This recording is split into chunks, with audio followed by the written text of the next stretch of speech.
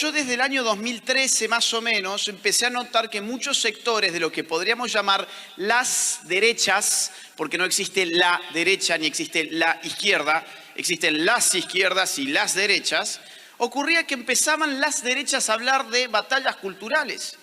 Teníamos a los libertarios hablando de batalla cultural. Teníamos a sectores conservadores hablando de batalla cultural, sectores patriotas hablando de batalla cultural, los tradicionalistas hablando de batalla cultural. Y yo me preguntaba, está excelente el término, es gramsciano además, y uno tiene que aprender de aquellos que aprendieron de su propia derrota, porque Gramsci fue un pensador del fracaso, igual que la Escuela de Frankfurt fueron pensadores del fracaso, y si nosotros hemos fracasado, pero la política es una dimensión contingente, es decir, las cosas pueden cambiar. Es la dimensión contingente más notable de la vida humana. Las cosas pueden cambiar, el problema es, hay que hacer algo para que cambien. Entonces, cuando los pensadores marxistas empiezan a fracasar, ahí nomás, por ejemplo, cambian su estrategia y elaboran conceptos, porque el concepto te permite pensar. El hombre es un animal que piensa a través de las palabras, y las palabras son fundamentales.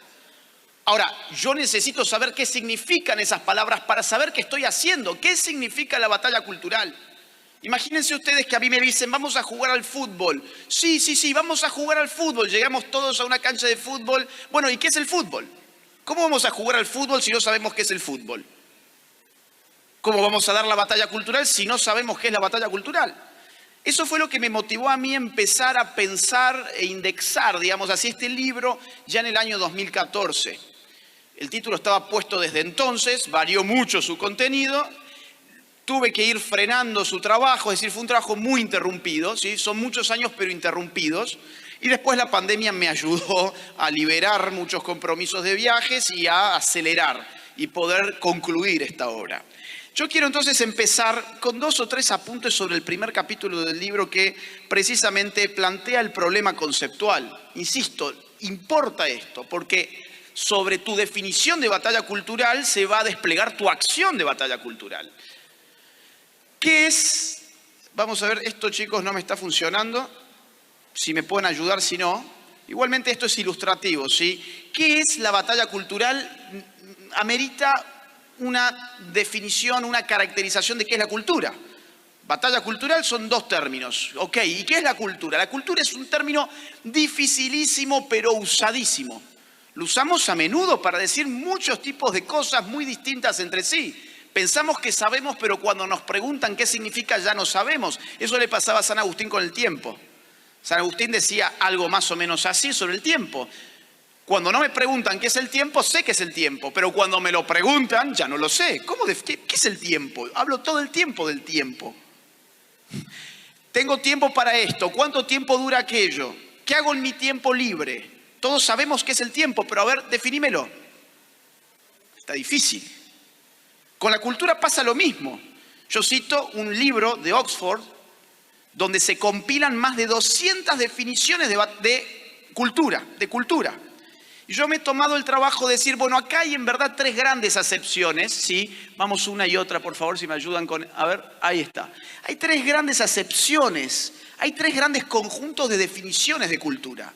La palabra cultura empieza a utilizarse con frecuencia en el marco de la filosofía ilustrada. Estamos hablando del siglo XVIII. Cultura remite en ese contexto al cultivo, viene de colere. La agricultura, ¿qué es? Es el esfuerzo que hacemos sobre la tierra para que rinda fruto. ¿Y qué es la cultura? Bueno, la cultura es el esfuerzo que hacemos sobre el espíritu humano para desarrollar sus facultades, su inteligencia, su voluntad, sus formas, su gusto. Para los ilustrados, para Kant, por ejemplo, la cultura constituía una jerarquía. Hay personas más cultas que otras, sí, porque han desarrollado mejor esas facultades, se han cultivado mejor, de la misma forma que hay una mejor cosecha que otra. Esa acepción de cultura, que ya tiene sus siglos, la seguimos usando hoy.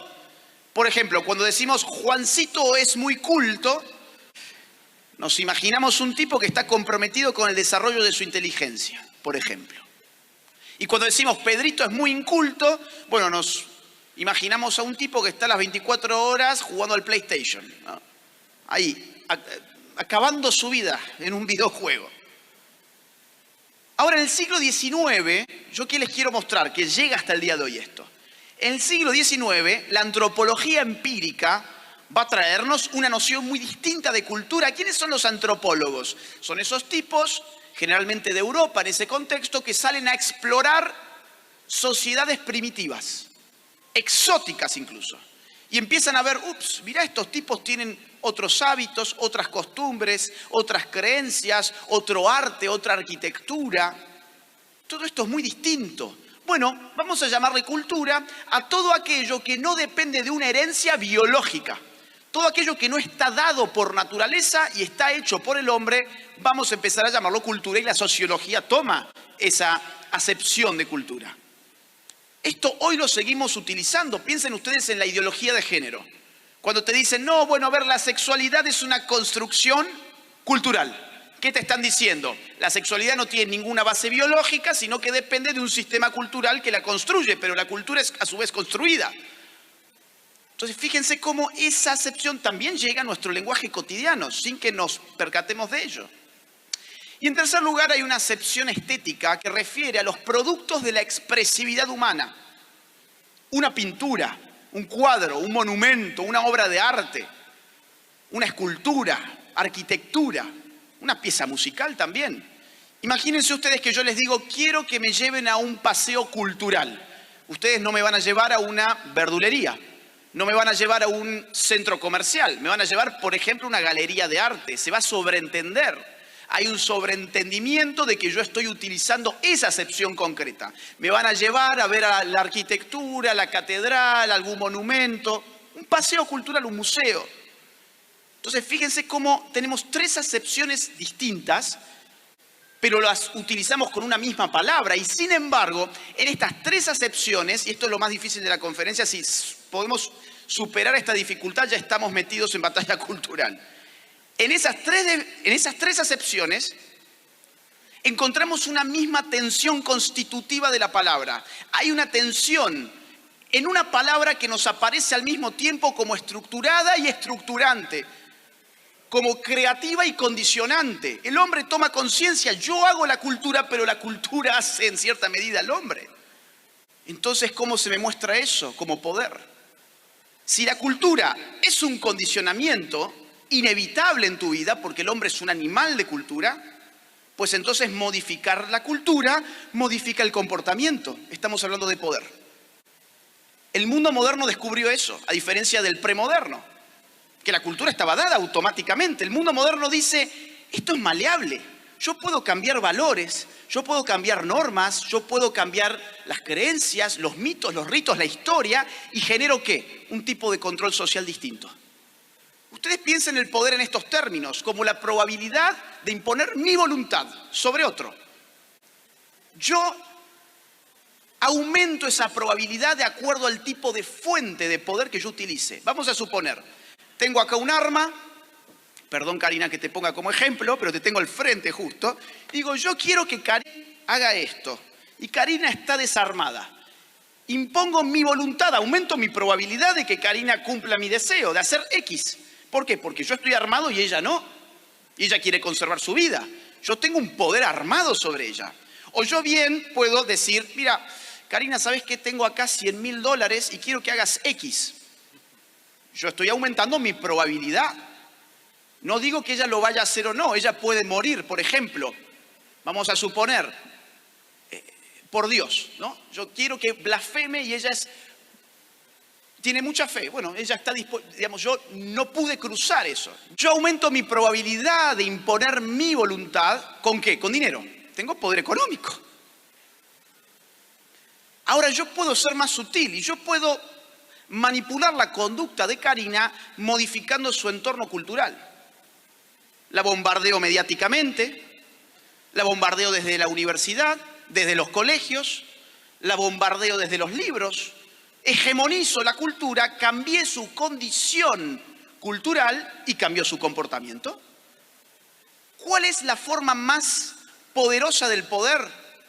Esta última. ¿Por qué? Porque no se nota. El poder es más poderoso cuanto menos se nota. El poder es más poderoso no cuando te pone una pistola en la cabeza porque vos sabés que estás siendo oprimido. El poder es poderoso cuando no se nota, cuando te acaricia, cuando te incluye. Entonces, cuando se entiende esto, ya empieza a entenderse por qué la cultura importa tanto, porque es el mecanismo más aceitado del poder en nuestro mundo contemporáneo, para cuya estructuración depende de un hinchazón cultural sin precedente en la historia humana. Hoy todo es cultura. La cultura fluye a través de redes sociales, a través de las pantallas, a través de internet, a través de los medios de comunicación. Nunca hemos estado tan sujetos a un mundo enteramente cultural, hasta tal punto que hemos negado nuestra naturaleza y queremos salvar la otra. Es paradójico. Hemos negado la naturaleza humana, pero queremos salvar la Pachamama. Queremos rendirle pleitesía a Greta Thunberg.